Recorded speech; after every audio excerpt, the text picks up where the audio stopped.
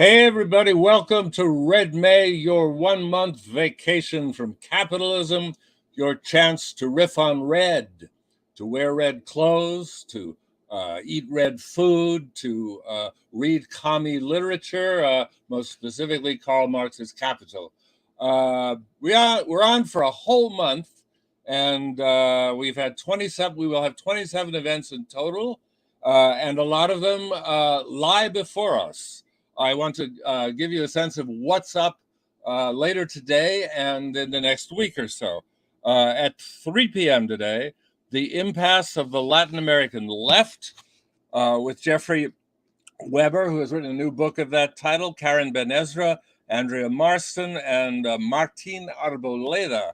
Tomorrow at 11 a.m. Pacific Time, Art, Value, and Labor with Dave Beach, Lee Claire Laberge, Jasper Burns, and Matt Browning as moderator. On Monday at 11 a.m., The Price of Slavery. That's a new book by Nick Nesbitt, who will be on a panel with Stephanie Smallwood, Susan Buck-Morse, and Joshua Clover. On Thursday, Communism is Found in Unexpected Places. At 11 a.m., it's a panel on Jose Carlos Mariátegui, with Yang Yun Chun, Alejo Stark, Karen Ben Ezra, and Diego Arrocha Paris.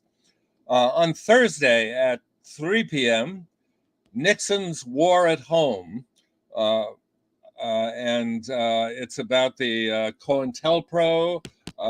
There's a new book by Daniel Chard of that title, From COINTELPRO to Counter-Revolution. Daniel will be on the panel with Atiya Hussein, Cedric Johnson, and Mark Rudd, ex-head of SDS and the Weatherman in 1968. And finally, next Friday, we have two panels, one called Freedom with Leah Yippie from Albania. I hope I am pronouncing that name right, but I won't know until we actually have the panel and she corrects me. Michael Hart is on that with Martin Haglund and Vanessa Wills. And at 3 p.m. that day, What Was Neoliberalism? Sarah Bruyette, Nikhil Pal Singh, Joshua Clover, and coming up. What I would like to say is we do not get institutional support, being a commie festival. So we depend on the kindness of strangers. We are like Blanche Dubois. If you like what we do and want us to keep doing it again, and this is our 6th Red May, next year, number 7, please contribute. There's a donate button on our website, www.redmayseattle.com. We have a Patreon if you want to be a patron, a monthly patron, or we have a GoFundMe, Fan the Flames of Red May. So be generous. And now today's panel, which I'm very excited about, 2 or 3 things we know about Brecht. Let me introduce our panelists here. And we have some rather special rules which we will acquaint you with. First, we have Asma Abbas, who's professor of politics and philosophy and director of transdisciplinary experimental studies at Bard College, and is teaching a course on Brecht, or will be, at the Brooklyn Institute for Social Research. We have Tom Kuhn, who is the translator of much Brecht, most notably the collected poems of Brecht, a volume that's so heavy that it's very difficult to read in bed, but you want to anyway because it's so richly furnished with such great and hitherto unavailable poems. Tom has also been part of the Writing Brecht project, which has been feverishly translating all sorts of Brecht English readers never knew existed into English, such as The Business Affairs of Julius Caesar or the Métis books, the Chinese sage that Brecht invented. Going to our right, we have Todd Cronan, who's the author of an incredible book called Red Aesthetics, which of course fits right into Red May. It's Rodchenko, Brecht, and Eisenstein. It's very interesting because you might expect something like Dziga Vertov, Brecht and so forth. But Todd goes for the unobvious connections there. And finally, on our the last person on our panel is Red May's own particular talisman, Asad Haider, who is the only person who has been at every Red May. That's 6 in a row. And we feel that if we don't have Asad, we are in danger of failure. So we literally have to recruit him every year. He's the author of a book from Verso called Mistaken Identity, which I'm sure many of you know. And he just got a position at York University. I think replacing Leo Panich. Am I right on that, Asad? Or, well, no one could replace Leo, but at least we got another lefty in. Continuing, yeah. So, all right. So, what are we doing here today? Well, in true Brechtian fashion, we don't know. We're going to run an experiment. We're doing research here. We're trying to figure out if we can do a kind of round robin by reading each of us 2 or 3 things that we know about Brecht. It can be a quote that we like of Brecht, a poem, or even a thought that we develop about something in Brecht. When we have gone around 3 times and done the complete great circle, Asad and I will sort of act as co-moderators and lead a conversation around some of the issues that come out in our favorite passages in the Brecht. So since I concocted this strange procedure, I will go first here. And I'm going to read a poem, which I hope no one else has chosen to read as their contribution. It's perhaps one of his most famous, simplest, and resonant. It's called Questions of a Worker Who Reads. Who built the 7 gates of Thebes? In books, you will read the names of kings. Was it the kings who dragged the stones into place? And Babylon, so often destroyed, who rebuilt it so many times? In which of the houses of gold-gleaming Lima did the construction workers live? Where, on that evening when the Chinese wall was finished, did the masons go? The great city of Rome is full of triumphal arches. Who set them up? Over whom did the Caesars triumph? Did Byzantium, so much praised in song, have only palaces for its inhabitants? Even in fabled Atlantis, that night when the ocean engulfed it, the drowning roared out for their slaves. Young Alexander conquered India. Was he alone? Caesar defeated the Gauls. Did he not have so much as a cook with him? Philip of Spain wept when his armada went down. Did no one else weep? Frederick II was victorious in the 7 Years' War. Who else prevailed? On every page of victory. Who cooked the victory banquet? Every 10 years, a great man. Who paid the bills? So many reports, so many questions. Okay, to Asma. I'll hit the tennis ball in. Yes. All right, caught it. But yes, I'm going to be reading a poem that has, this is always more relevant than I want it to be. And it's Pirate Jenny from Threepenny Opera, Bertolt Brecht and Kurt Weill, 1928. And the English translation is from Mark Littstein. So I'm going to read the poem. You gentlemen can watch while I'm scrubbing these floors, and I'm scrubbing the floors while you're gawking. Maybe once you tip me and it makes you feel swell in this crummy southern town, in this crummy old hotel. But you'll never guess to who you're talking. No, you'll never guess to who you're talking. Suddenly, one night, there's a yell in the night. And you'll wonder who could that have been. And then you see me kind of grinning while I'm scrubbing, and you say, what the hell, she's got to grin. I'll tell you. There's a shape, the black freighter with a skull on its masthead, will be coming in. You gentlemen say, hey gal, finish them floors. What the hell's wrong with you? Earn your keep here.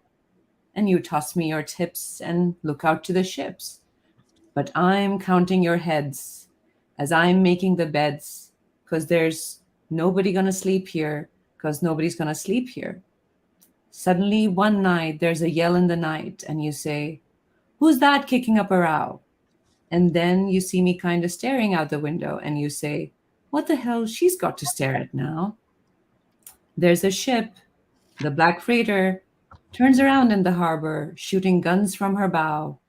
Now, you gentlemen can wipe off that smile off your face, because every building in town is a flat one. This whole freaking place will be down to the ground, only this cheap hotel standing up safe and sound. And you yell, why do they spare that one? And you yell, why do they spare that one? All the night through the noise and to-do, you wonder who is that person that lives up there. And you see me kind of stepping out in the morning, looking nice with gold in my hair. And the ship, the black freighter, runs a skull up its masthead, and a cheer rings in the air. By noontime, the dock is a-swarming with men. Coming out of the ghostly freighter, they're moving in the shadows, where no one can see, and they're chaining up people, and they're bringing them to me, asking me, kill them now or later? Asking me, kill them now or later? Noon by the clock, and so still at the dock you can hear a foghorn miles away, and in that quiet of death I'll say, right now. Then they pile up the bodies, and I'll say, that'll learn you. And the ship, the black freighter, disappears out to sea, and on it is me. Thank you.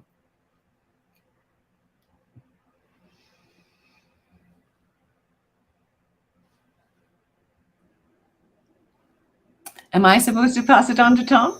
Oh, I know. Sorry. It's okay. I can maybe catch it myself anyway. Yes. There you go.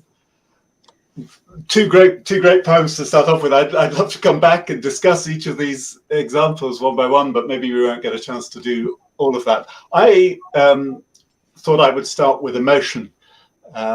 Interestingly, it came up just when we were chatting before we went live. And I just want to say that Brecht was a man of emotion as well. Despite his reputation, lots of people think of him as an enemy of the emotional, and probably lots of you know that tabular representation of the epic and the dramatic, with reason on one side and emotion on the other, as if they were opposites. Actually, one of the most important things I think about that table is a little footnote, Brecht's own footnote, where he says it's a question of changes of emphasis, shifts in emphasis, not absolute distinctions. Anyway, emotion. I was ending a lecture recently in which I'd introduced students to the war primer. And since that's not terribly well known, I'll just show it to you here. So there are photographs, press photographs, this one obviously from Life, many of them are from Life magazine. And underneath, there are little 4-line poems. And it's always made up like this, with a black on one side and white on the other, and then those very short poems. And I opened the book at random. This time it's not at random. And this was the photograph that I had. Let me see if I can get that so that's clear. Kashmir. Yeah. And the text of first of all, there's a caption to the photograph which says, in Stark General Hospital, Charleston, a Japanese-American boy who has been blinded by the crossing of the Volturno in Italy sits patiently in bed. And as I say, I'd chosen that at random.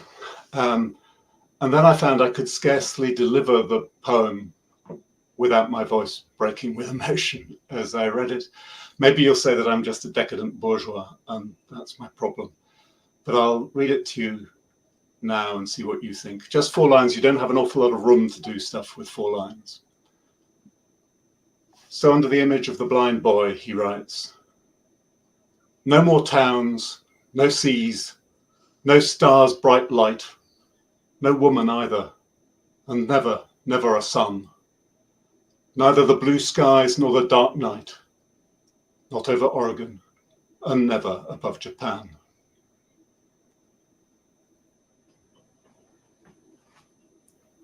So my first point is, this is a man of, I'm a bit mistrustful of the word empathy, which is wildly overused, but this is a man of passionate sympathies and emotional sympathies as well. And there are many other examples in his writing. I pass on.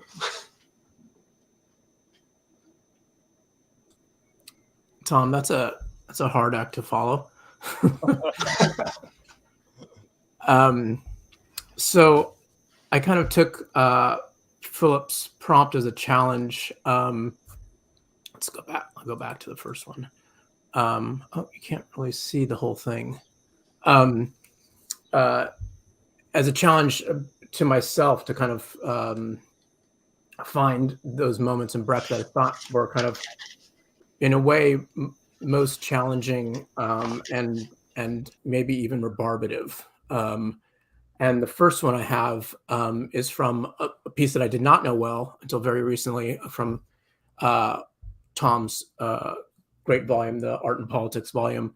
This is what is called Defense of the Lyric Poet Gottfried Benn, but it's a fragment, and it was originally translated in 1973. I discovered in New German Critique with the title "Intellectuals and Class Struggle," and it's brutal. Intellectuals can simply be taken to be a single group with a stable composition, which, constituted on the basis of material conditions, reacts in an entirely predictable way. The proletariat proves its strong fighting instincts by treating intellectuals with extreme suspicion, keeping in mind as it does so a series of historical instances of their usefulness. They are useful in terms of what he calls, rather fleetingly, a liquidating intellect, a kind of anarchistic, destructive attitude toward outdated forms, but that's really all the power he grants them. The proletariat's justified suspicion puts intellectuals in a difficult position. They often attempt to merge with the proletariat, and it's precisely this merging with the proletariat, which proves not that there are different types of intellectuals, 2 types of intellectuals, but there's only one brand of intellectuals. Because in the past, didn't they always try to merge with the ruling class? Wasn't this the reason why the intellect took on its commodity character? If intellectuals want to take part in the class struggle, then it's necessary for them to grasp intellectually that their sociological constitution is homogeneous and determined by material conditions. The view they often air, that it's necessary to submerge oneself in the proletariat, is counter-revolutionary. Real revolutions are not produced by feelings, but by interests. For the purpose of evaluating intellectuals, it is enough to consider those who engage their feelings in the cause. They're capable of anything when it's a question of having feelings. Feeling itself is sufficient reward. And then the last paragraph, which is cut off slightly. The proletariat's interest in the class struggle is clear and unequivocal, whereas the interest of intellectuals, which of course is a matter of historical record, is more difficult to explain. The only explanation is that intellectuals can only look to the revolution for development of their intellectual activity. This is what determines their role in the revolution. It's an intellectual role.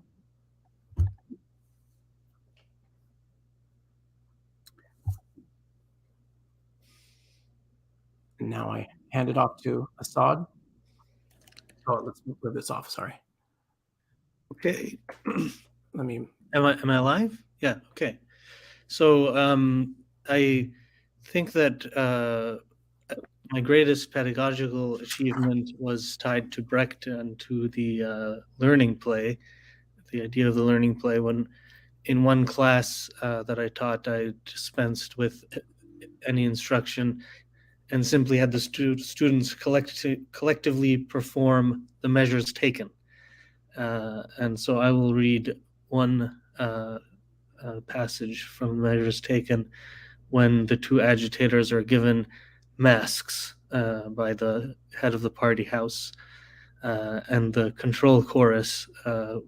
Everybody, all my students in the class, read these words aloud. Somebody said, "Kneel down, move your lips in prayer, and you will believe." This is Brecht now. He who fights for communism must be able to fight and not fight, must tell the truth and not tell the truth, render service and not render service, place himself in danger and avoid danger, be recognizable and be unrecognizable. He who fights for communism has of all virtues only one, that he fights for communism.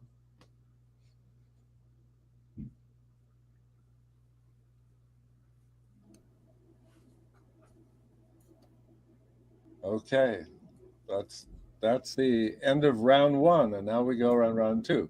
But let's put a marker there on some things. First of all, the learning phase, the Lehrstücke, are, of course, a fascinating topic that I had prepared or thought of something to do, and we'd love to make that a kind of larger point of discussion and really ask the question, what does one learn from a learning play?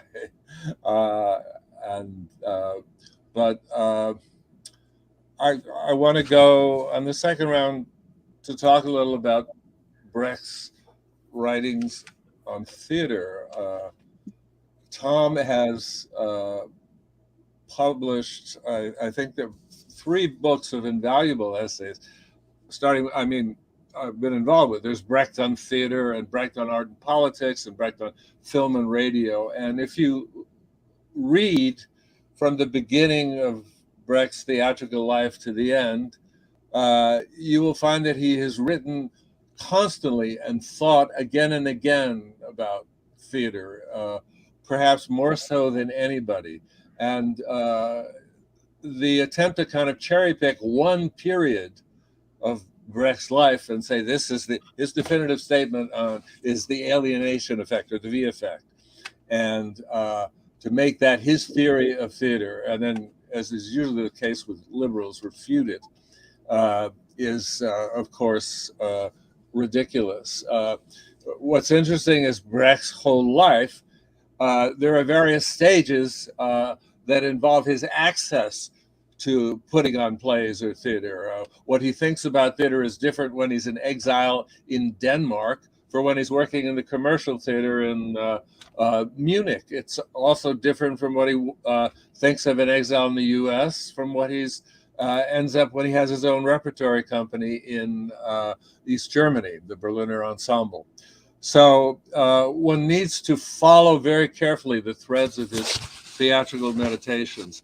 Or if one is doing theater, one can simply pick out what inspires you to do something that you think is in line with Brechtian strictures about theater. What I like as much as the essays is some of the poems he has written about theater. And here's one of them. It's called The Theater Place of Dreams. For many, the theater is a place where dreams are manufactured.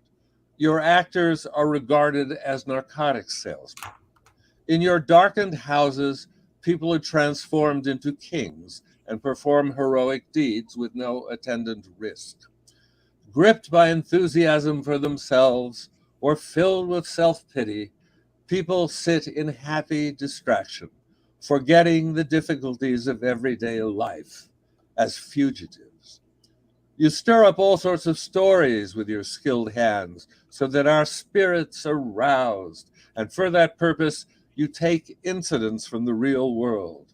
It's true, were someone to come in on this with the noise of traffic still in his ears and still sober, he would hardly recognize up there on your boards the world he has just left behind. And equally, stepping out of your houses afterwards, he once more a lowly being and no longer the king, would no longer recognize the world and would struggle to come to terms in real life. For many, this activity seems innocent. Given the base and monotonous nature of our lives, they say dreams are very welcome. How should we endure it all without dreams?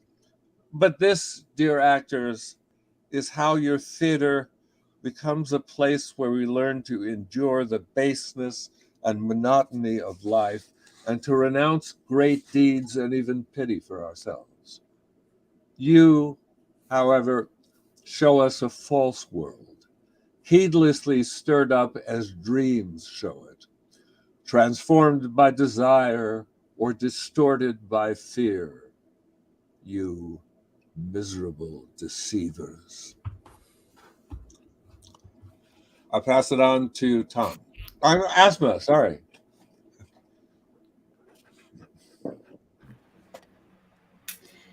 So it's just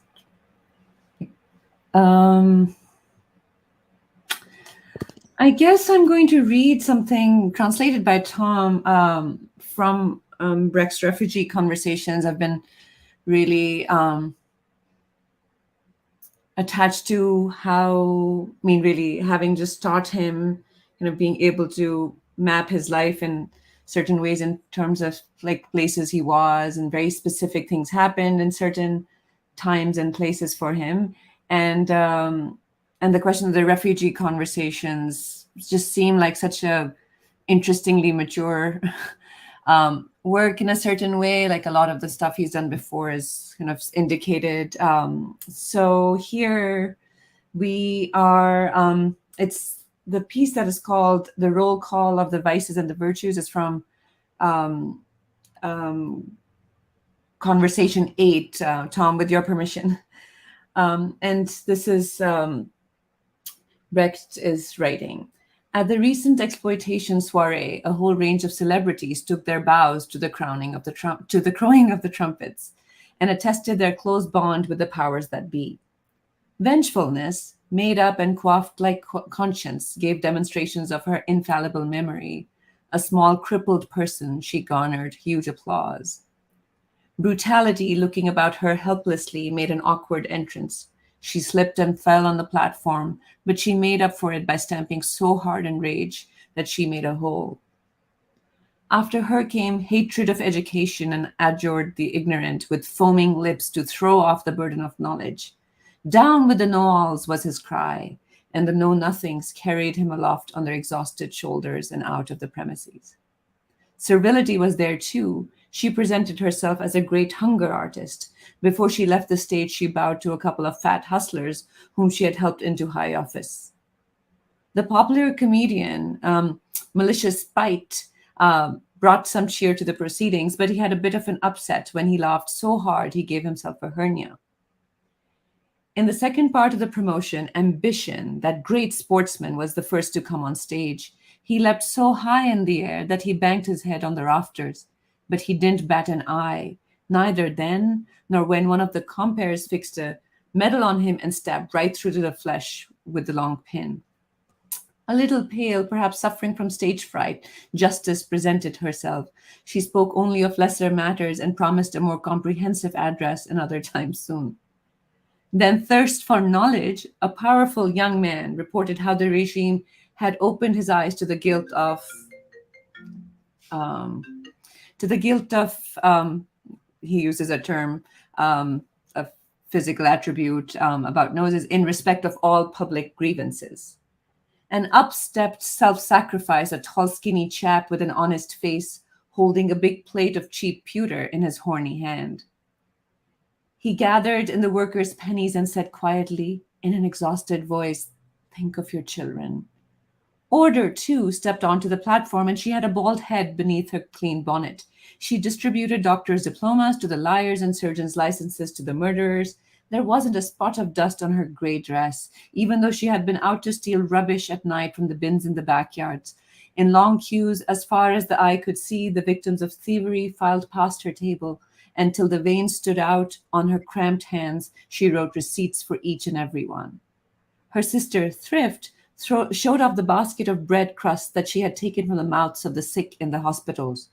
Then Industry, gasping for breath like someone hunted to death, and with whiplashes at his neck, gave an extra turn for free. He fashioned a grenade in less time than it takes to blow your nose, and as an encore, before you could say, "Ah," He brewed up enough poison gas for 2,000 families. All these celebrities, these children and children's children of cold and hunger, came on stage in the midst of the people and came out unreservedly as the loyal servants of exploitation.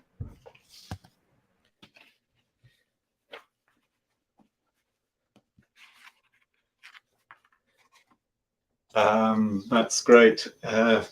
Refugee Conversations is again a work which isn't so well known, and I must just make one remark, and that is that the bulk of it was actually translated by Romy Fersland. Although I think I was, I can't remember for certain. I think I translated that bit because that is also a prose poem published separately, but I can't remember for absolutely certain. Interestingly, I had chosen an extract from the same work from the next conversation. So this is a collection of exquisite and often, I think, hilariously funny satirical dialogues between two refugees from Nazi Germany. Their situation may be serious, but their conversation are often not very serious, and they reflect on fascism, on education, on sex, on science, warfare, national character, all sorts of things like that. And this is a text, although I haven't translated it, I've edited it, and that means that you read it quite often, but it still makes me laugh.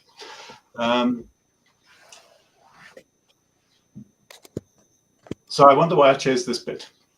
Take the Americans, a great people. First, they had to defend themselves against the Indians, and now they've got the millionaires to contend with. They're constantly being attacked by the big food barons, circled by the oil trusts, robbed by the railway tycoons. The enemy is cunning and cruel and carries off women and children into the depths of the coal mines or holds them captive in car factories. They're ambushed by the newspapers, and the banks lie in wait for them by the roadside in broad daylight.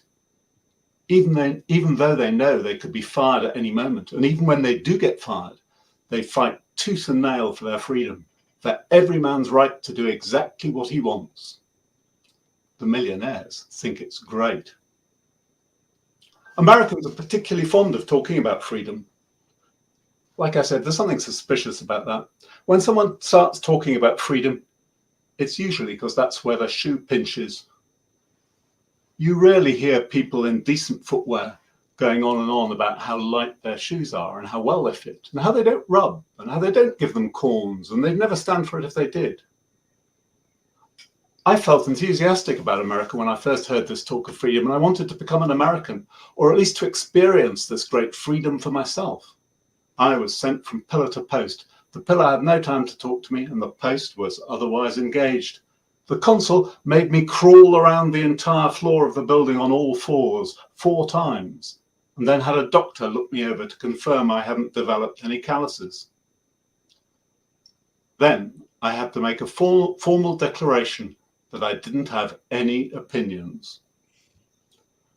I looked him square in the eye and swore the oath, but he saw through me and demanded proof that I'd never had an opinion. And I couldn't prove it.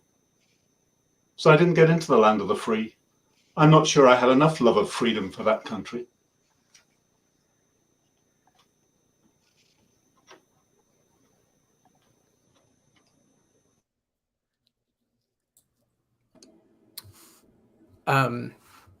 So I swear we didn't coordinate this, but mine is actually from the Refugee Conversations as well, from number 16. So if you're reading along here, we've got page 47, 54, and now 83. So the next slide. And this is I put together 2 short pieces, and this is Brecht on race, which is not a subject that comes up very often, but I actually think that Brecht is quite brilliant on race. And again, challenging towards contemporary ideas. So as he says, this is from a letter, right? As a socialist, I'm not interested in the racial question as such. So he's interested in how race functions, right? From a socialist perspective. The idea of race, right? And he's not talking about white supremacy or any of these things, right? It's the idea of race itself. is a petty bourgeois way of thinking, of trying to become an aristocrat. At a stroke, he acquires a set of ancestors and something to look back and down upon. We Germans even get a sort of history out of it.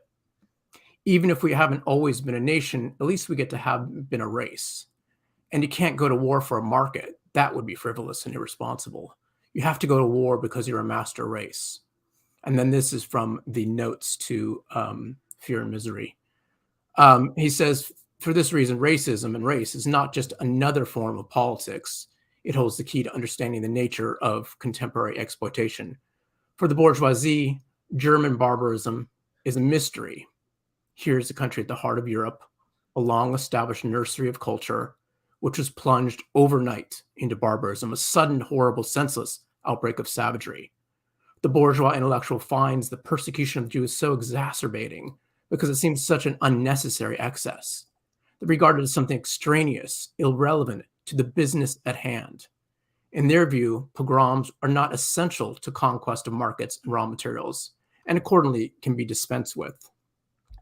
They fail to understand that barbarism in Germany is a consequence of class conflicts. And so they cannot grasp the fascist principle, which demands that class conflicts be converted into race conflicts. The bourgeois world is profoundly reluctant to look and see what exceptional means the state can employ to master exceptional situations.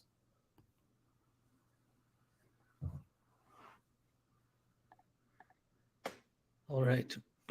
So there are two texts that have made it to any reading audience by Louis Althusser about Brecht. The first was the review of the play El Nos Milan, performed by the Piccolo Teatro in 1962, which Althusser saw at the same time that he was writing Contradiction and Overdetermination. And later in 1968, in March of 1968, he wrote a speech intended to be delivered to the Piccolo Teatro about Brecht and Marx. And the text is unfinished and was probably never delivered. So I'm simply going to read the beginning and the ending of this unfinished text on Brecht and Marx. He begins, I am embarrassed to address the Piccolo Teatro and its friends because I am ignorant in all questions concerning theater. I can claim some little knowledge in philosophy and politics. I know a little bit about Marx and Lenin. That's all. In seeing El Nos Milan, I understood a little better certain important points in Marx's thought.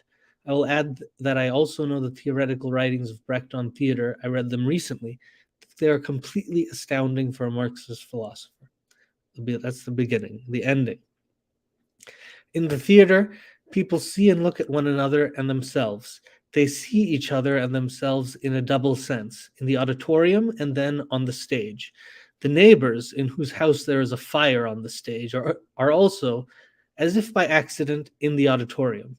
The lower classes who, in the auditorium, watch the rich and powerful with respect, laugh at them when there is a fire in their house on the stage, or they find them magnificent on the stage as well, overcoming the crises of their life and their conscience. Unfinished.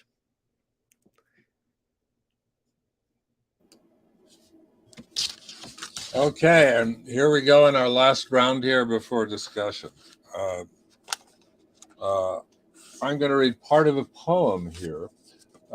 As we saw in Brecht's concept of theater, he had a quarrel with theaters where you walked inside and didn't recognize the world that you just left when you're looking at the stage, and this sort of disjunction. And there was a particular type of acting that he argued against, which is the one that is celebrated and sort of Stanislavski squared as done in America. You lose 50 pounds to play a role in a movie or something.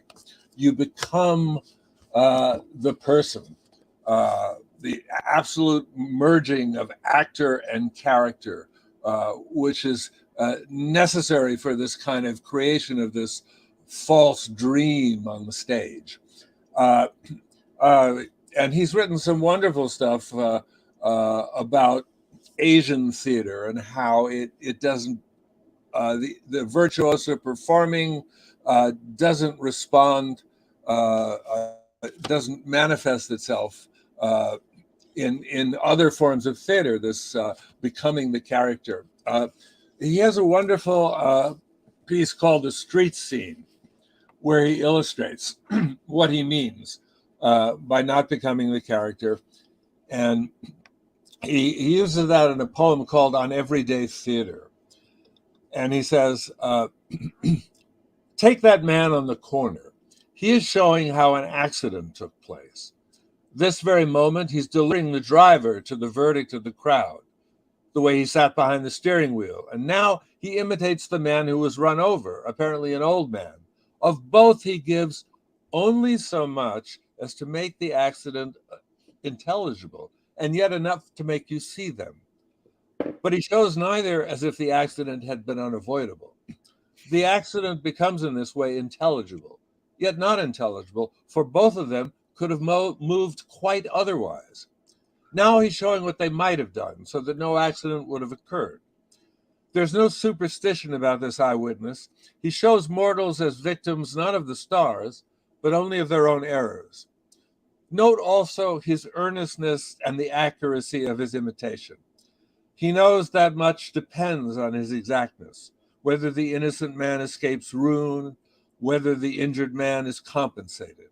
Watch him repeat now what he did just before, hesitantly calling on his memory for help, uncertain whether his demonstration is good, interrupting himself and asking someone else to correct him on a detail.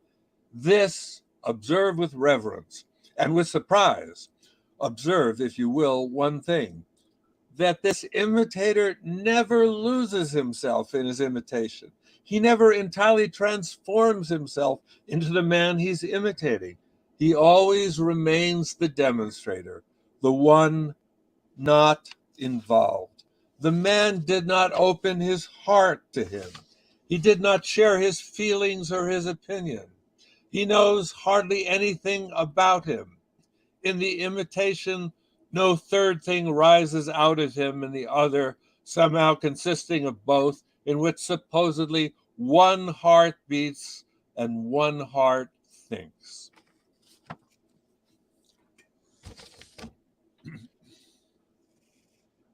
So call that against method acting. We'll go to Asma. Thank you. Is it possible to read two short paragraphs connected to each other on theater? Am I allowed? All right. Okay. So one just speaks directly to what Philip was reading. And this is where he basically talks about music. I just lost it. Okay. He says, when an actor sings, he undergoes a change of function. Nothing is more revolting than when the actor pretends not to notice that he has left the level of plain speech and started to sing. The three levels, plain speech, heightened speech, and singing, must always remain distinct, and in no case should heightened speech represent an intensification of plain speech or singing of heightened speech. In no case, therefore, should singing take place where words are prevented by excessive feeling. I wanted to mention music just because he came to theater through poetry as music, as song. So to this end, he would be best advised not to use the actual words of the text when rehearsing, but common everyday phrases which express the same thing in the crude language of ordinary life. As for the melody, he must not follow it blindly. There's a kind of speaking against the music, which can have strong effects. The results of a stubborn, oh my God, strong effects, the results of a stubborn, incorruptible sobriety, which is independent of music and rhythm. If he drops into the melody, it must be an event. The actor can emphasize it by plainly showing the pleasure which the melody gives him. It helps the actor if the musicians are visible during his performance, and also if he is allowed to make visible preparation for for it by straightening a chair perhaps, or making himself up, etc. Particularly in the songs, it is important that he who is showing himself should himself be shown. For the actor cannot usually manage to feel for very long on end that he really is the person. He soon gets exhausted and begins just to copy various superficialities of the other person's speech and hearing, whereupon the effect on the public drops off alarmingly. This is certainly due to the fact that the other person has been created by an intuitive and accordingly murky process which takes place in the subconscious.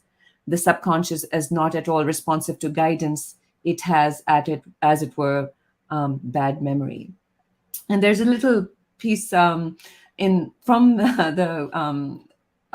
our new dramatic writing, an interview he's having with Sternberg, and he says something about the individual again in relationship to the hero and his critique of course, what Shakespeare is doing. But he says, yes, the great individuals were the material, and this material produced the form of these dramas. It was the so-called dramatic form, where drama means furiously turbulent, passionate, contradictory, dynamic. What was this dramatic form like? What was its purpose? In Shakespeare, you can see this exactly. In the course of 4 acts, Shakespeare drives the great individual, Lear, Othello, Macbeth, out of all his human bonds with family and state onto the heath, into complete isolation, where he has to show his greatness in his downfall. This produces the form, let us say, of an oat field in the wind. The first movement of the tragedy is only there for the second, and all the movements are only there for the final movement. Passion is what keeps this machinery going, and the purpose of the machinery is the great individual experience. Later times will call this drama a drama for cannibals, and will say that man was devoured at the beginning with contentment as Richard III, and at the end with pity as Carter Henschel, but either way, man was devoured. Thank you. Thank you very much for that, Asma. We're sort of between us. We're getting very close to a conversation about the dialectics of feeling and reason, because I started with emotion, but of course it's what you do with the feelings that matters. And Brecht has so many different techniques for leading us on from just feeling. But I'm going to do as my third piece just a couple of comments about how really frighteningly contemporary sometimes Brecht can be, something which I'm sure you're all familiar with. But well, for most of my career, I suppose I thought of myself as a cultural historian and a textual scholar, and I'm perfectly at home with the idea that the literature of the past resides in the past. I like thinking about historical context. And of course, there are Brecht texts that are dated, but there are also those that send a real shiver of recognition. It's this dialectic again that Philip was talking about this time, about between recognizing and not recognizing.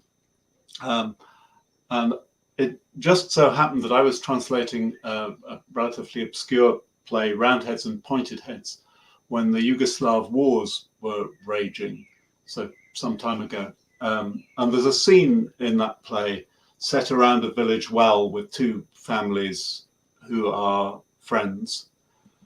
And as they're talking, the government's new ethnic policies are proclaimed over the loudspeakers, and they realize that they're being assigned to different races. And the one father gathers his children around and says, I think we'd better go home now.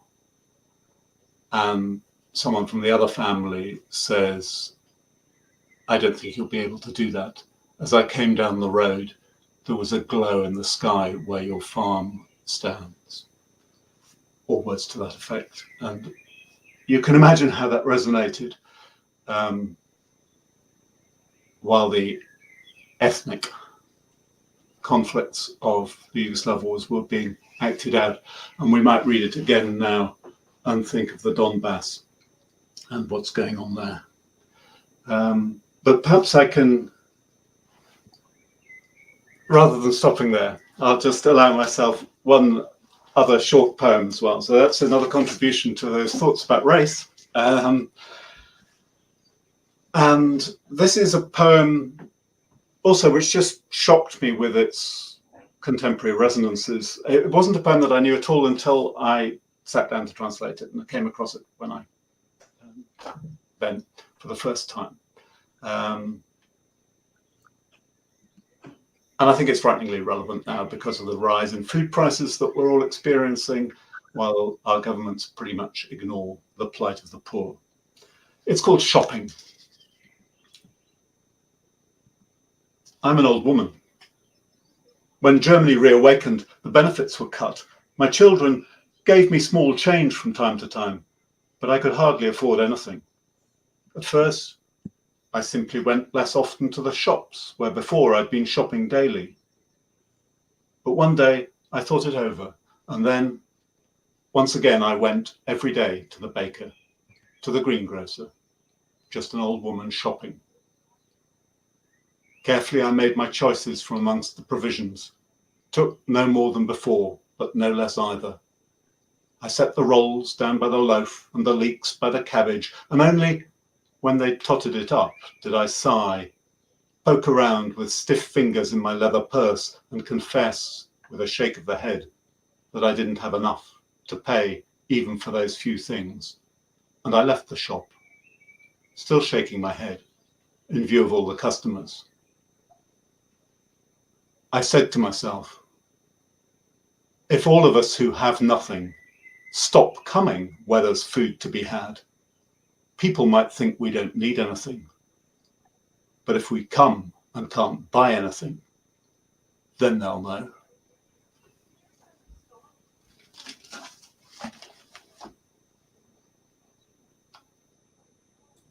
Over to you, Todd.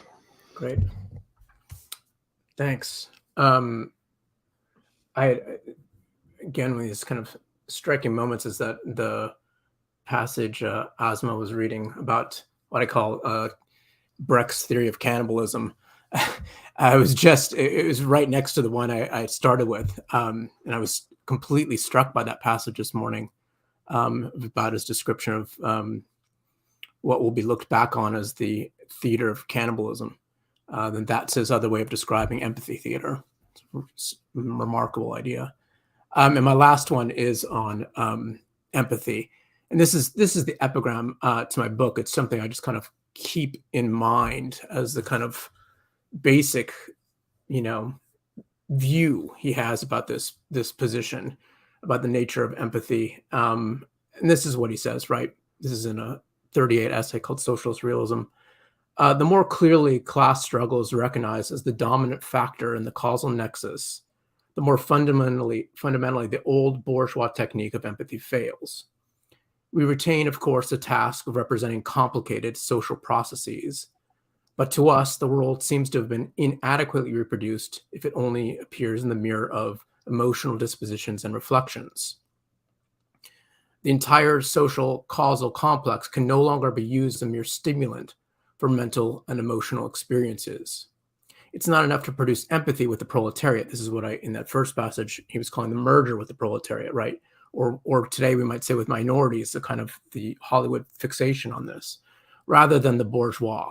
The entire technique of empathy has become dubious.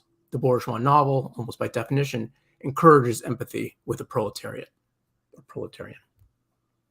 I guess it's his warning about the temptation of identification and the limits of identification without a more complex picture. I mean, and again, as Tom was saying, it's about the placement of emotion and within a whole human being, right? A thinking human being with emotions, rather than you leaving as a kind of, mere nervous system that's been stimulated by, emotional content. So if you can place emotion within a full thinking individual is what I think is the point.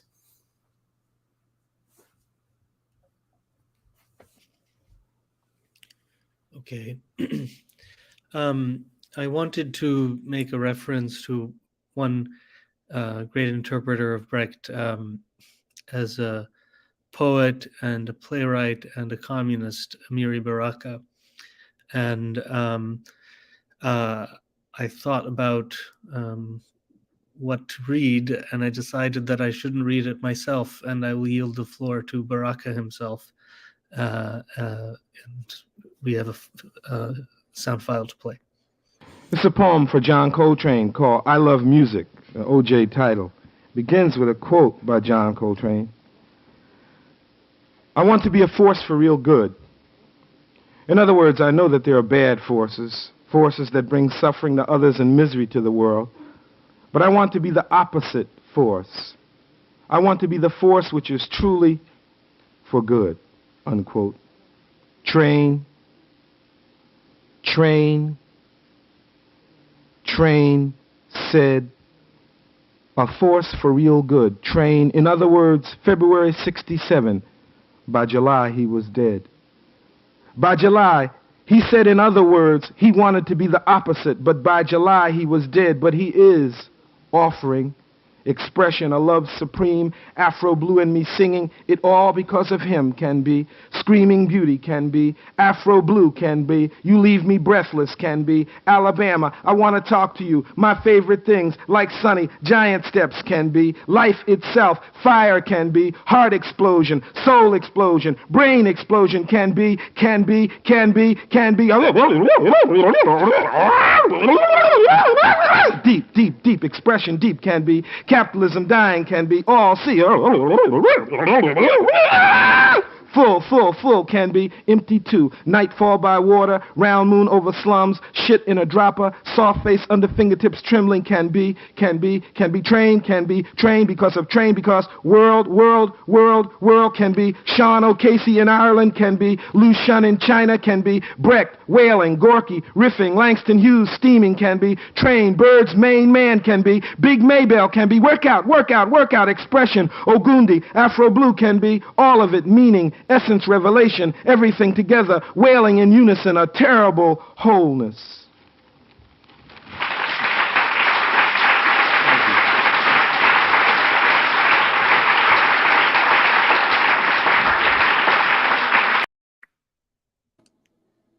I have nothing to add.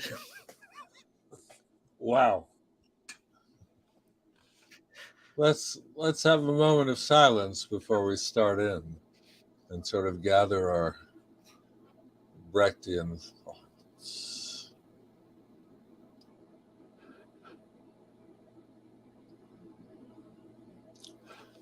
So, Asad, I have a question, or it's actually for everyone. Jameson has a comment about Brecht that I love. He said that Brecht's ideal theater situation is an endless rehearsal with no audience where the actors keep trying out solutions to the problem that's posed until they get one. In other words, the research aspect of theater for him ultimately, in the end, trumps a certain notion of performing, certainly performing what he called culinary theater. I'd just like to get people's reactions to that comment.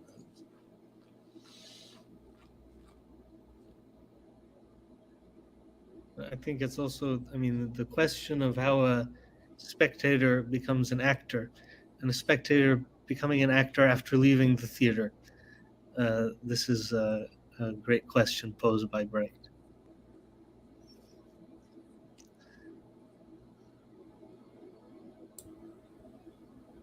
Yes, and that's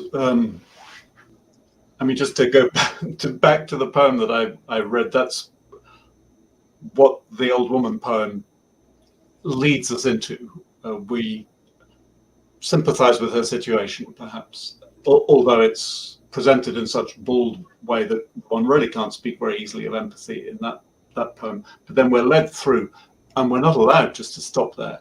We're invited on a political demonstration of some sort, which obviously spills into the real world. But just in response to what Philip said as well, I think there's a danger of generalizing. There are moments in his theatrical practice and in his writing practice where, yes, he's just he's endlessly trying things out, and that's very much the period of the learning plays. And of course, he did have huge long rehearsal periods with his own plays as well. But there are also moments when he wants to bring something to a public, and he has to bring it to a public in a finished form, because that's all those publics are used to. If he'd gone on working with the sort of publics that he had in the last years of Weimar Berlin, then maybe he would have developed a different sort of theatre altogether. But as you said before, he then went into exile, and he didn't. And he had bourgeois audiences to contend with. He had to give them something that they recognized. So the experimentalism continues, but it's more tricksy. There's I'm sure you all know the essay 5 Difficulties in Writing the Truth, where the most important skill that the writer has to have is cunning, to slip the truth past the defenses of readers who don't want to hear it. And there's a hell of a lot of that going on in Brecht as well.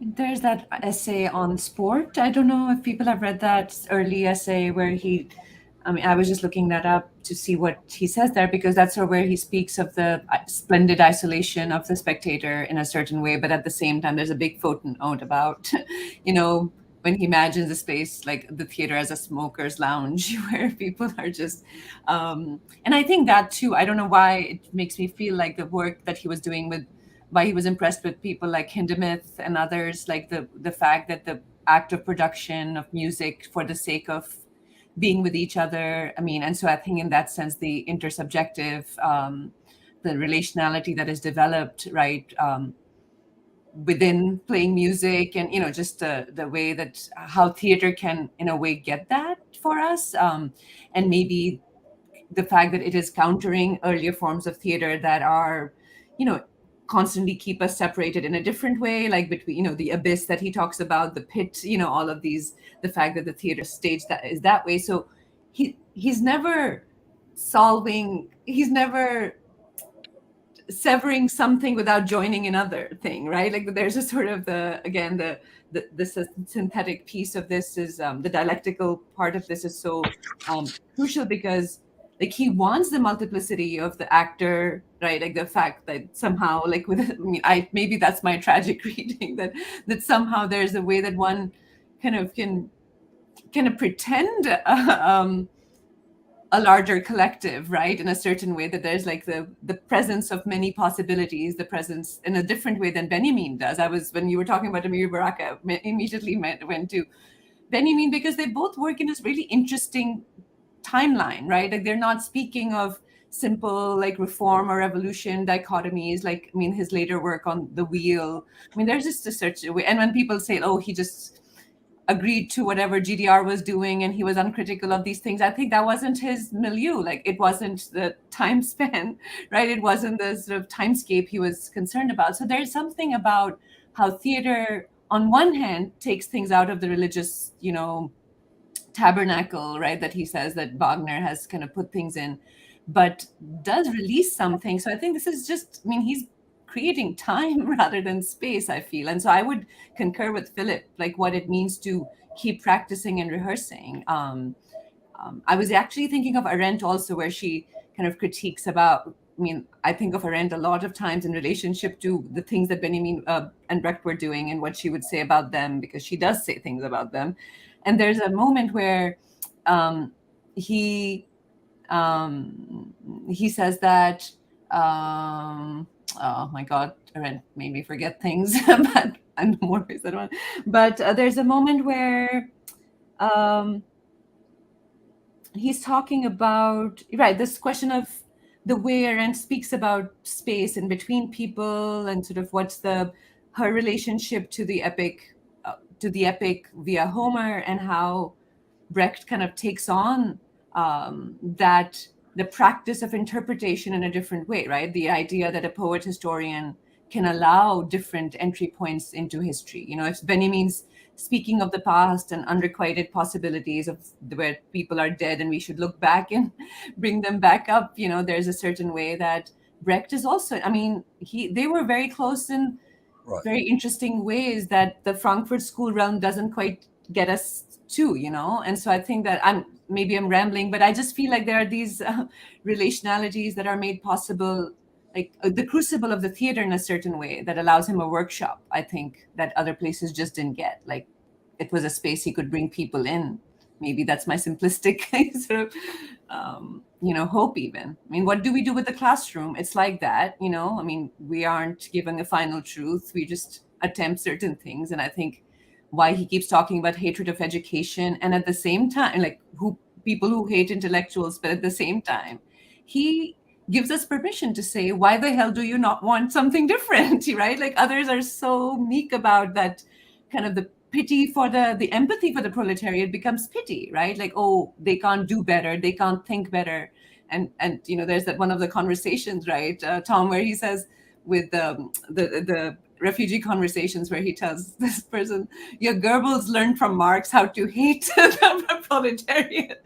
Like, but there was a moment where like he just assumed that they would have had enough of it, right? So there's that little bit of anger, right? Like I think that might be the split between reason and emotion. I don't think it's so grand for him. I think it's just a little sliver of, how he wants to turn emotion into a kind of interest, just like Christianity and capitalism did, right? Greed was turned into interest. So what is Brecht going to do?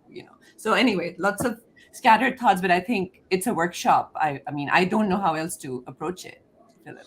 I saw a production by the Theater of the Oppressed, Augusto Boal, who was a Brechtian. And I think the importance of the Brechtian line in American, both in theater and performance art, is something that needs that, the inspiration and things that are created. But they did the play of one of the scenes from Fear and Misery of the Third Reich called The Jewish Wife.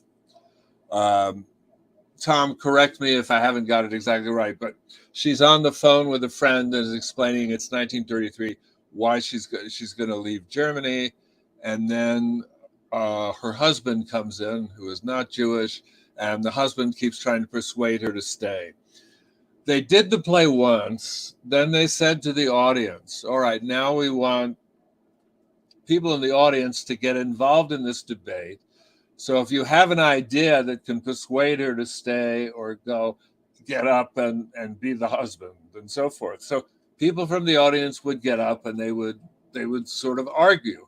And then the actor who was involved in improvising would throw a question back.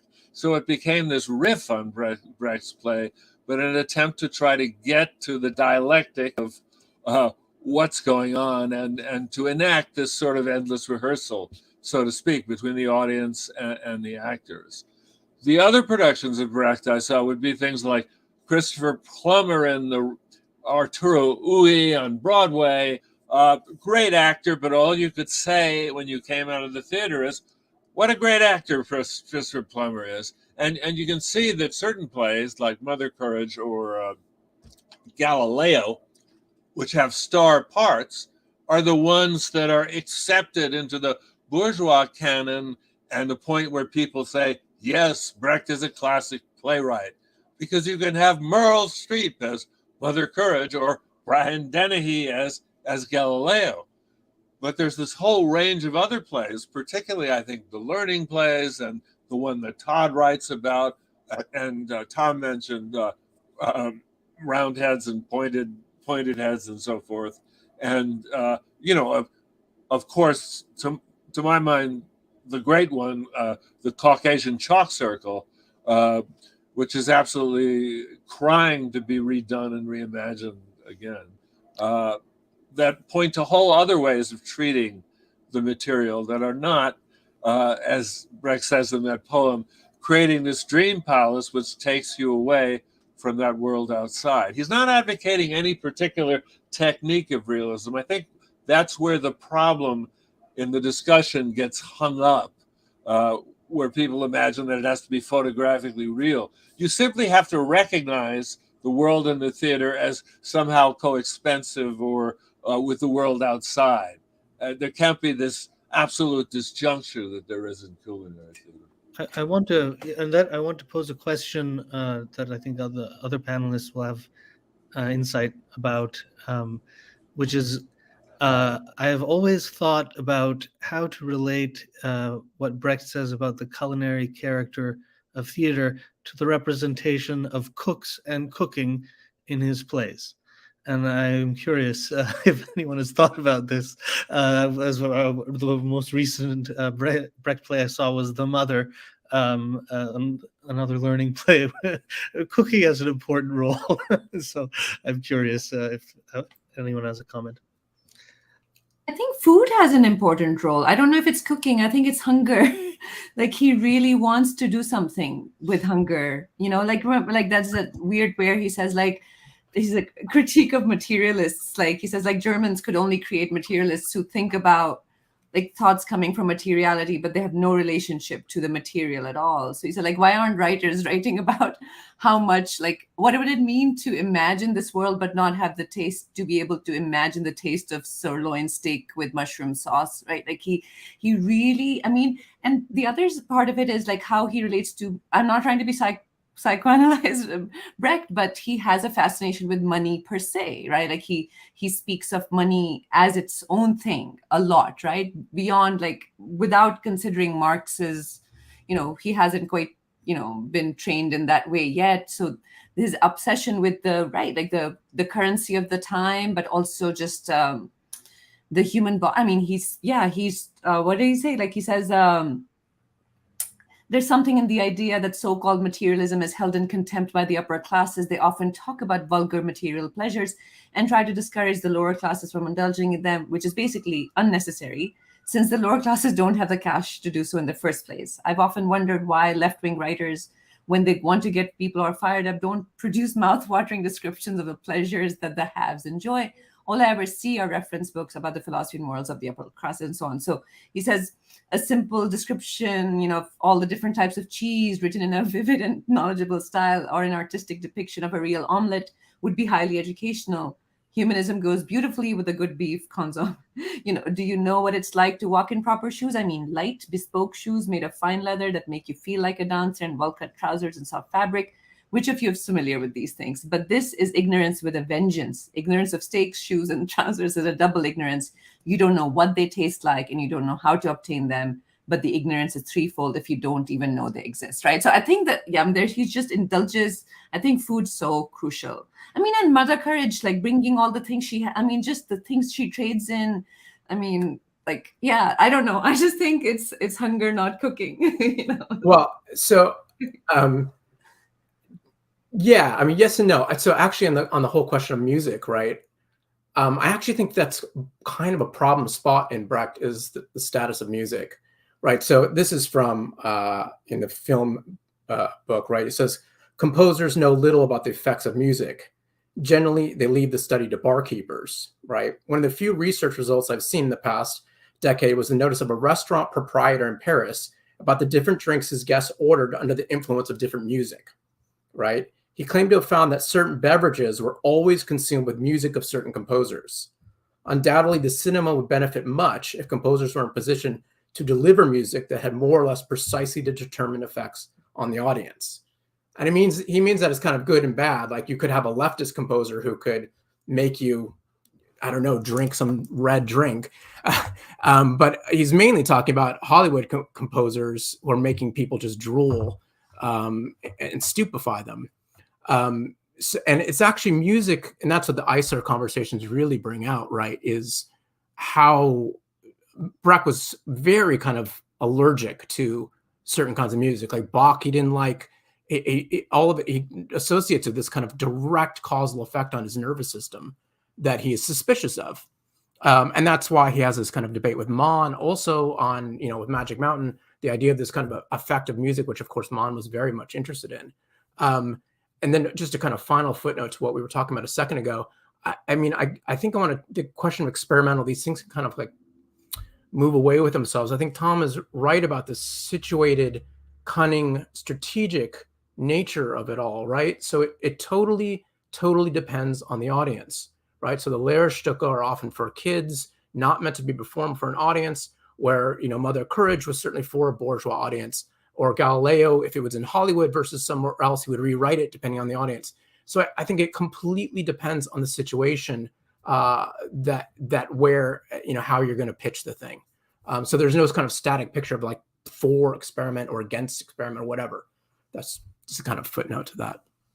On music, I had this vision of Brecht going around with his guitar in Augsburg and just singing in the loudest voice in bars and so forth of the young Dylan down at 4th Street. In a certain way, there is this kind of parallel with these compelling people who are, let's say, are not great singers, but are incredible poets who burst into an environment and are always seen with their guitar, and then that stuff is put on stage. And songs that Brecht puts it, the fact that there are songs, that there are interludes between the dialogue is so fundamental to creating a sort of anti-culinary theater, oddly enough. You know, the combination of chapter titles, songs, and so forth introduces that element of distance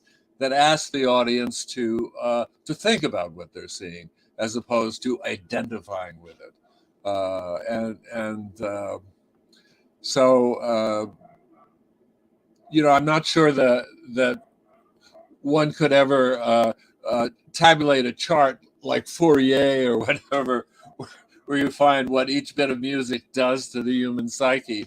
You know, that may be a path that is not worth following compared to others, but Absolutely. But That's a uncomfortable, though. Yeah. Yes, Tom. Go ahead. Like, it's sort of problematic to do Well, that. I was just going to say that's a sort of capitalist Google dream, isn't it? That you control people by. I actually worked when I was a teenager in a sort of a gift shop place before Christmas once, and the boss got quite angry with me for putting on the wrong sort of music because people weren't passing through fast enough and buying enough. They were getting clogged up and dreaming instead of actually getting down to the serious business of buying stuff.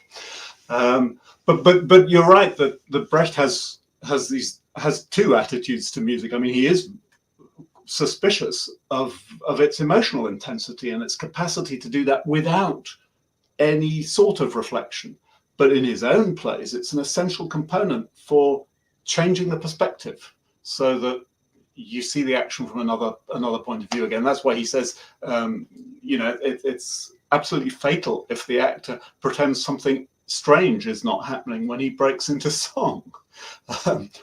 We've got a shift in emphasis. We've got a change of perspective. And at the Berlin Ensemble, he even let down a treble clef and a couple of notes as a sort of sign from the flies, and changed the lighting, and they stepped forward in a sort of, and now we'll sing a song way, rather than treating it as if it were, I don't know, somehow naturalistically motivated within the action. Yeah, I mean, I did not at all mean to suggest Brecht was right. This is what I think is the problem. I think Brecht is actually kind of, I think this is a sore spot in Brecht, is the nature of music. I think he's not great on it for these very, very reasons, because he's so kind of affected by it. I mean, it speaks to his character in a certain way that he is so kind of emotionally responsive to it. I mean, there's that discussion in Denmark where Benjamin says that Brecht is feeling sick because he'd been listening to music all day, right? He's listening to Chopin specifically, right? I mean, to tabulate. It's like you can find the bar where, you know, Brecht started feeling queasy. But it's a version of a kind of misfire in his commitment to behaviorism, right? Behaviorism is a kind of dialectical tool for him. It's a bourgeois technique, but it can be reversed to do kind of good work. I think for Brecht, though, it becomes kind of problematic in his investment in it. But it's interesting that people, if you look at kind of Brechtian filmmaking and the use of music there, it becomes exactly opposite to the way music is used in Hollywood, in Spielberg movies. What the music does is it makes the same point same emotional point that the scene is, and is supposed to give it more intensity. The music carries an obvious voice and swells to introduce monumentality. What you have, you start to notice in, let's say, in some Fassbinder and so forth, is suddenly, or Godard, that music will come in at a point in the scene that is not dramatic, that you don't expect music. It's a sort of a counter movement, and it's kind of stunning, and it's a shock, you know, and it's not insisting any emotional point, because what's going on in the scene is trivial at the time. And, you know, people who use music that way in movies are very rare, but every time it's done that way, it stands out in the way that John Williams and Spielberg in movies just simply, you know, I cannot listen to anything or watch it because the music is just wall to wall and makes obvious points. So, may I ask more about the behaviorist piece? Because I'm just wondering if we have a choice to read Brecht in one way or the other, and like, where do we see him? I mean, because he talks about the psyche in very different ways. I mean, he says, like, look, it's more like intelligence or intellect. I mean, I don't think it is a set of like sentimental, I don't know, I mean, the nervous system language, with all due respect, like it just feels a little bit too flattening for me, because he isn't, I mean, for one, he doesn't use it, but second, there is the way he is seeing the capacity of the bourgeoisie or the proletariat to be able to kind of understand what's going on. I mean, he uses language of people being able to fish. I mean, again, just coming from a place of studying politics with an interest in meaning making with others, I feel like perhaps, if he kind of places materialism in this kind of super neo materialistic, like biological light, it scares me, because I think those people scare me. I think so. It's like, yeah. I mean, I think he talks about it most right in the Threepenny Lawsuit, right? And that, I think that's a difficult period in his work between whatever 29 and 33. But he says behaviorism is a psychology that, based on the needs of commodity production, seeks to develop methods to influence the customer, an active psychology, and therefore quintessentially progressive and revolutionary. And I think that's a mistake, that there's a kind of automaticity to his view of how, again, it would be like marshaling the same capitalist techniques. It's a bad vision of refunctioning, right? So you could take capitalist techniques, just turn the machine in an opposite direction and attack the audience, and that seems to be misguided. Again, I don't think in the end he's invested in this picture, but he does flirt with it. Thank you for that clarification. Yeah, no, I still feel there's an issue with him. I mean, because I know, like, he sounds like what Marx would call a vulgar materialist, right? Like, whatever, all the scolding Marx gives to Feuerbach could, like, be repeated for someone like Brecht. We get that. But I still wonder if I don't know. I mean, I want to think more about whether we should give him credit for things he says in the way that we see him, because, I mean, he's someone who's also just winging a lot of shit, like a lot of us do. I mean, he loves to make principles out of his mistakes, right? Like, he says, oh my God, like, I did this, but in order to just, hold on to this is new principle. So there's a certain way in which, if we come to him as friends rather than as an authority, like, we can maybe give him more room. I totally hear you, but I also think it's like his defensive, whatever his defensive nature is in those ways, because that you don't see that in the satire. I mean, there's just a way that he does have different voices where he's not trying to sound like I am the know-it-all, right? Like, there is something like very contradictory about how he appears, all his misogyny, but then how he, actually writes. I think similar to Marx. I mean, everyone constantly saying Marx just is an high-end control of his, of his like prose when his children are dying, but like he's so superior that he's like, he wields satire and all of these things, and that's the perfect way. It's just, I just don't think it's like I'm looking for the master strategist behind every piece of writing. I want a comrade, and so I think, so what I'm willing to forgive or not, but this is discussion among friends, so absolutely. Oh, completely. So I mean, to anyone else. Yeah. The layer, again, I really think it is this kind of moment early when he gets his hands on Marxism where things get a little problematic. The Lehrstücke in particular, I mean, the debate about when Eiser says you have to have the he said no, right? He said yes, but you have to have the he said no as well. And Brecht did, right? So he did do another version of it where he says no, the student says no. So I do think he is winging it to a certain extent, especially at this particular moment. I mean, I don't know what Tom's view on that is. No, I think, well, I don't think I could have spent so much time with him if he was some sort of monolithic theorist. He's slippery and devious, and he changes his mind and he contradicts himself, and but he does it. He always does it in clever and exciting and often unexpected ways. And when you work with him for a long time, you feel you're rubbing up against, if I can say that, against this sort of clever, this intelligence, this devious intelligence, which is very refreshing. And of course, there are fundamental principles which go through it. I mean, I think I think he's fundamentally motivated politically by sympathy for the underdog. At least we can put it like that, even if we don't think in terms of politics. He's fundamentally mistrustful of excess of feeling, and there are some very clear basic principles like that. But a lot of the detail changes and shifts with time, and I mean, if you take the word Verfremdung,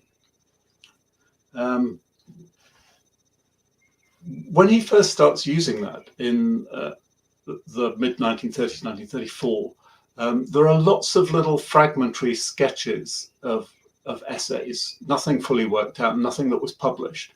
And it's almost as if he's invented the word and he's now trying out to see what it can do for him.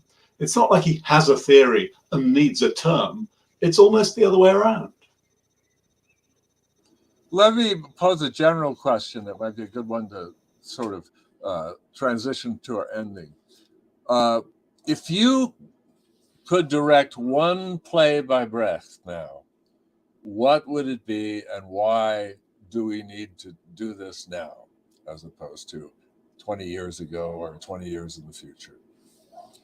Why don't we start with Asma and go around to the Maybe right? Asad can go first, because if he's leaving, Asad, and then I. All right, Asad, you go first, and well, let's go to left. Asad, Todd, Tom, Yes. Asma, and I'll do last. Okay, good.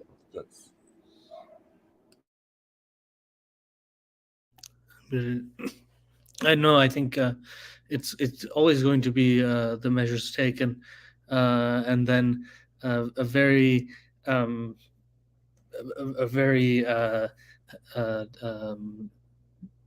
difficult reflection on what we have just done as we perform it together. That's always what happens.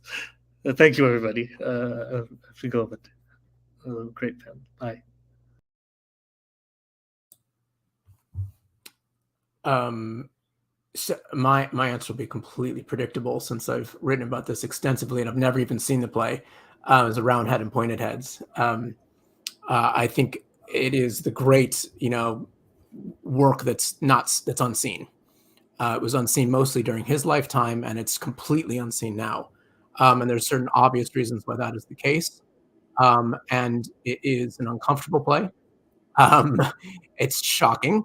And I think that's all the more reason why it needs to be seen. Okay, well, I've had longer to think, but it hasn't helped me very much. I really don't know what my answer should be. I change my mind every day. The Jewish wife, the scene that you mentioned, Philip, is a fantastic example of the epic. If you want a a demonstration piece of the experimental as well, because the production that you described had them taking it further into rehearsal, but the scene is already a rehearsal because she's talking on the phone to different people who we don't see. So we just have her side of her monologue, and we sort of imagine what the other people might be and how they might be responding. And then she imagines what her husband's going to say when she comes back, and she tries it out. She rehearses the conversation before it actually happens, so that when it does happen, it's lost any sort of emotional intensity or force, and it's just grim. Anyway, that's just one scene. That doesn't count, perhaps. I think I'll say the Caucasian chalk circle, because while we have, sorry, I've mentioned it already, but we have reason to be thinking about that part of the world again, and I think people. The Caucasian chalk circle is difficult because it's visually the richest, probably, of Brecht's plays, and it seduces people into a sort of spectacle which maybe takes away from some of the seriousness of it. And I think people overlook that it's a play about war and about refugees. Grusha is a refugee throughout this play. And now when we have mothers and children, sorry to be a bit pathetic, as refugees in Europe again, that's the play I would do now. It's also a play that I'd love somebody to ask me to translate. If I could just throw that in, just in case there happen to be any theatre producers out there listening. Thank you. Yeah, I think I would try to stage Refugee Conversations, Tom. Like, I feel like I would want to do something with that if I could. But also, I think whichever of his plays have motion in them in a certain way, or signaled in this question of the fugue, the refugee, but then also, I mean, you mentioned the Caucasian chalk circle, but I was also thinking of Mother Courage for that matter, just like the movement through war, this particular way in which we are thinking about what's static and what moves. I think that maybe that's where I'm in my thought right now. And so I think either of those, and of course my third choice would be Galileo. Always, I think from some of us are occupy certain positions constantly. So maybe for the reason that I love Parageni, I would do Galileo. So I think that would be my offering. So thank you. So I would do two, both of which have court scenes, and like Tom, the Caucasian chalk circle for me, one of the great missed opportunities in America. Had he done a production, he could have cast Groucho Marx as Azdak, which would have been the ultimate casting of it's the justice system with Groucho as the judge, and it's unbelievable. I think Brecht's most profound capturing of how the automatic quality of capitalism is in his court scenes in a certain way. The way they grind out what's called justice and end up exactly with injustice, sort of the way our Supreme Court does. So the short play I would do, which I'm even thinking of trying to get 4 local theater groups to do for next year's Red May, is the least heralded of the Lehrstücke plays, The Exception and the Rule, which also happened to be the first Brecht play I ever saw. It's a story about, it's a very simple series of scenes where a businessman is crossing somewhere in Central Asia to be the first to arrive at a place to get an oil concession. He's driving the coolie faster. He forces him to break his arm when they cross a flooded plain. He absolutely tortures him to get there before the competitors. And in the evening, one night, when they're all both dying of thirst, the coolie offers a water bottle on the other side of to the merchant on the other side of the fire. And the merchant is so paranoid, he thinks it's a stone, and he takes out a gun and shoots him. But the point where the play gets really interesting, it's funny, horrible in the beginning, is in the court scene, where essentially the chief justice is coaching the merchant so he can get an acquittal, because they don't want to convict a businessman. And at a certain point, the evidence is produced that it's a water bottle and it wasn't a stone. But how do they acquit him in this case? Well, the judge says it's only reasonable that after all that you had done to the coolie, no man would expect anybody to offer him a water bottle. He'd have to be coming up with a gun to kill you, right? And if you think about it, that's the principle on which cops are acquitted now from shooting black people. In the state of Washington, the revised code is a public officer or peace officer shall not be criminally liable for using deadly force without malice and with a good faith belief that such action is justifiable. That good faith belief is a hole through which you can drive anything. And literally, yes, the person didn't have a gun, but I thought he would have a gun because I'm a cop and blah, blah, blah. So the play has a kind of resonance. And it's not only, it resonates not only with the police shootings, which have been, suddenly post iPhones, big news over the last 10 years, but for 30 years, that play stuck with me as an image of the essential subtext of the Israeli-Palestinian conflict. It's essentially the Israeli sort of deep unconscious attitude is, we have treated them so badly that I have to expect violence from them. We can negotiate them and have peace, you know?